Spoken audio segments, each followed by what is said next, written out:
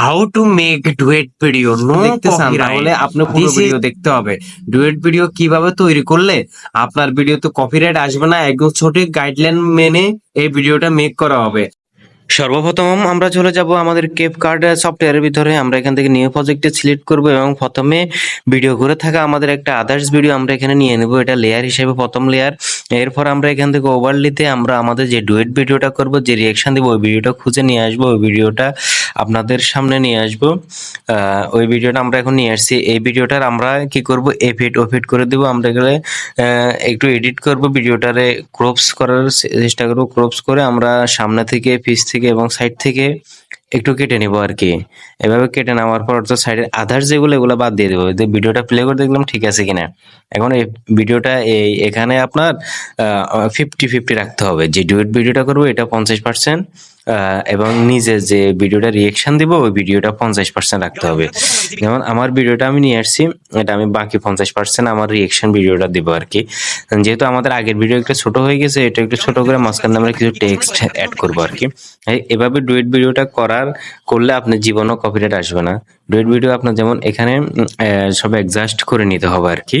Adjust করে নেওয়ার পরে আপনার বসাই দিবেন। দেওয়ার পর আগে থেকে যে টেক্সটটা আমরা লিখে রাখছি, যে ওয়াটারমার্ক যেটা আছে ওইটা আপনারা রিমুভ করে দিতে হবে। ওয়াটারমার্ক রিমুভ না করলে আপনাদের সমস্যা হবে, ওয়াটারমার্ক রাখা যাবে না। এখন হচ্ছে যাই আপনাদের প্লে করে বারবার দেখবেন কোথাও কোনো ভুল ত্রুটি আছে কিনা বা কোথাও এক্সিস্ট আছে কিনা। এবার একটু কালার দিব, কালার এডিটিং, হালকা একটু কালার। আপনার এখানে বিভিন্ন রকমের প্রবাসন আছে, আপনার থেকে যেমন সুবিধা হয়, যেভাবে দিলে আপনার থেকে কালারটা ভালো লাগবে ওইভাবে আপনি কালারটা দিয়ে দিবেন আর কি। কালার দিলে হচ্ছে যায় কি আপনার একটু স্মুথলি দেখা যায়। আপনার নিজের যে অরিজিনাল ভিডিও ওইটাতে আপনি কালার দিবেন, এবং পাশাপাশি যে ভিডিওটা আপনি ডুয়েট করবেন ওই ভিডিওটা আপনি একটু ফিল্টার মেরে দিলে হবে। আগে একটু ফিল্টার, যে আপনি বিভিন্ন ফিল্টার মেরে দেখবেন কোন ফিল্টারটা আপনার ভিডিওটা স্মুথ লাগতেছে। ফেলে করে বারবার দেখার উদ্দেশ্য হচ্ছে যাই আপনার ভিডিওতে যদি কোনো ভুল থাকে তখন আপনি ধরতে পারবেন আর কি।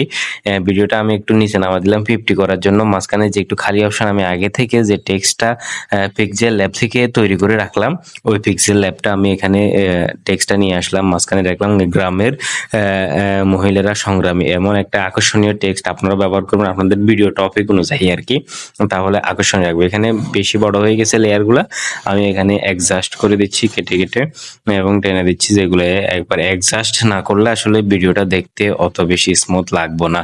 আসলে এই ভিডিওটা পুরোপুরি দেখলে আপনারা ডুয়েট ভিডিও ফানির মতো ইজি হয়ে যাবে। এখানে আমার পেজের নাম আমি লিখলাম হালকা কালার দিয়ে, উপরে কর্নারে অবশ্যই দিবেন। এই আপনার এখানে অন্তত 10% জায়গা দখল করছে আপনার এই নামটা কিন্তু অবশ্যই দিতে হবে নামটা।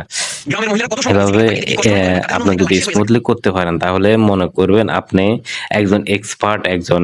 এরপর থেকে আপনাকে কেউ কপিরাইট দিতে পারবে না, কারণ এখানে আপনি আপনার নিজের অরিজিনাল ভিডিওটা দিয়ে 50% জায়গা দখল করছেন।